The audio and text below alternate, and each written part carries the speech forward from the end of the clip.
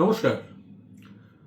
যারা আমরা তৃণমূল কংগ্রেসের প্রার্থী হিসেবে তৃণমূল কংগ্রেসের দলীয় প্রতীক নিয়ে মমতা বন্দ্যোপাধ্যায়ের প্রার্থী বলে মমতা বন্দ্যোপাধ্যায়ের মুখ ব্যবহার করে ভোটে জিতে বিধায়ক হয়েছি বা সাংসদ হয়েছি, আমার সকলের কাছে একটা অনুরোধ যে দেখুন, কোনো ধরনের কোনো সিদ্ধান্ত নেওয়ার আগে একবার নীতিগতভাবে আপনারা কর্মী সভা ডাকুন।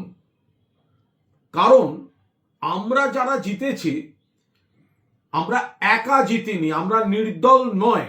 আমরা জিতেছি মমতা বন্দ্যোপাধ্যায়ের প্রার্থী হিসেবে, তৃণমূল কংগ্রেসের প্রার্থী হিসেবে, ঘাসের ওপর জোড়া ফুল প্রতীক তৃণমূলের মমতা বন্দ্যোপাধ্যায়ের প্রার্থী হিসেবে, এবং মমতা বন্দ্যোপাধ্যায় এই বয়সে যা প্রচার করেছেন সারা বাংলা ঘুরে, তার সুবিধা নিয়ে আমরা জিতেছি।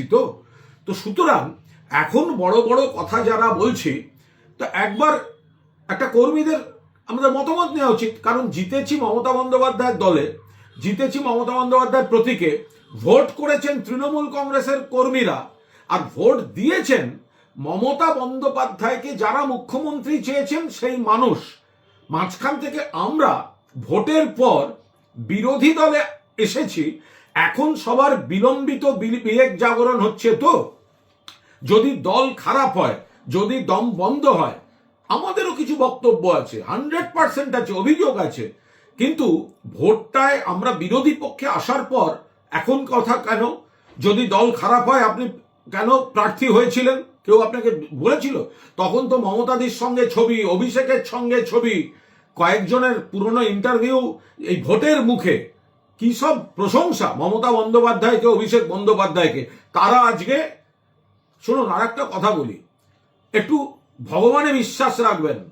যারা অন্য ধর্মের আল্লাহকে শ্রদ্ধা করেন, আপনারা সবাই একটা জিনিস শুধু মনে রাখবেন, যে আপনাদের দাঁড় করিয়েছে, যার পরিচয় দাঁড়িয়ে আছেন, এখন তো শুনছি নাকি দু একজন এতখানি কথা বলছে যে আমরা আসল দল, প্রতীক পর্যন্ত নিয়ে নেব। দেখুন, সংখ্যাতত্ত্বে এবং অন্য একটা রাষ্ট্রশক্তি যদি পেছন থেকে আপনাদের পুলিশ প্রশাসন দিয়ে মদত দেয়, তাহলে অনেক কিছু করা যায়। কিন্তু বুকে হাত দিয়ে বলুন, ওপরওয়ালার কাছে কৈফিয়ত দিয়ে বলুন, যে মহিলা আপনাদেরকে এতখানি প্রতিষ্ঠা দিয়েছে, সরকার হলে আপনারা অনেকে মন্ত্রী হতেন, তার হাত থেকে প্রতীক নেওয়া বা তার হাত থেকে দল কাড়ার কথা যারা বলছে, যারা ভাবছে সংখ্যাতত্ত্বে কি হবে বা অন্য একটা বড় শক্তি পুলিশ প্রশাসন দিয়ে হেল্প করে কি হবে, সেটা আলাদা ব্যাপার। আপনি বুকে হাত দিয়ে ভাবুন, ওপরওয়ালা কোনোদিন ক্ষমা করবেন না। এটা এত বড় বেঈমানি, এত বড় বিশ্বাসঘাতকতা, এটা ওপরওয়ালার আশীর্বাদ নেমে আসবে।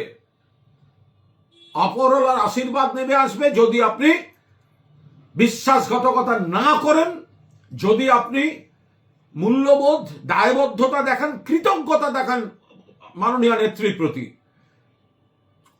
অসুবিধা থাকলে, ক্ষোভ থাকলে 100 বার বলবেন, কিন্তু ওপরওয়ালা আশীর্বাদ নয়, অভিশাপ দেবেন। যদি যিনি সৃষ্টি করেছেন, আমরা আজকে বিধানসভার ভবনটায় যেতে পেরেছি আমাদেরকে এমএলএ করেছেন বলে মমতা বন্দ্যোপাধ্যায়, আমরা সংসদে যেতে পেরেছি, সংসদে মমতা বন্দ্যোপাধ্যায় সাংসদ করেছেন। আজকে আমরা বলছি দল কেড়ে নেব, সিম্বল কেড়ে নেব। মায়ের কাছ থেকে কেড়ে নেবেন যেটা দলটাকে জন্ম দিয়েছেন, যার স্ট্রাগল থেকে জন্ম হয়েছে। হ্যাঁ, তার মধ্যে ঝগড়া হতে পারে, বিভেদ হতে পারে, সব হতে পারে। ওপরওয়ালা ক্ষমা করবেন না। আর যদি এত বড় নেতা হন আপনারা, এত বড় বড় কথা, অন্য দলের মদত নিয়ে বড় বড় কথা না বলে, প্রতীক অন্য তৃণমূলের প্রতীকে মমতাদির ছবি দিয়ে জিতেছেন, তৃণমূলের কর্মীরা ভোট করেছেন, মমতাদিকে যারা ভালোবাসেন তারা আপনাকে ভোট দিয়েছেন। আপনি একা একা ডিসিশন নেওয়ার আগে যদি ক্ষমতা থাকে, প্রত্যেকের এলাকায় কর্মী সভা ডাকুন। কর্মী সভা ডেকে মানুষের মতামত নিন। আপনার এই বিশ্বাসঘাতকতা যদি মানুষ অ্যালাউ করে, করবেন, কিন্তু মানুষের মতামত নিন। মানুষ যদি বলেন, কর্মীরা যদি বলেন তৃণমূলের সঙ্গে থাকতে, দিদির সঙ্গে থাকতে, কর্মীদের বক্তব্যকে সম্মান দেবেন। জয় বাংলা।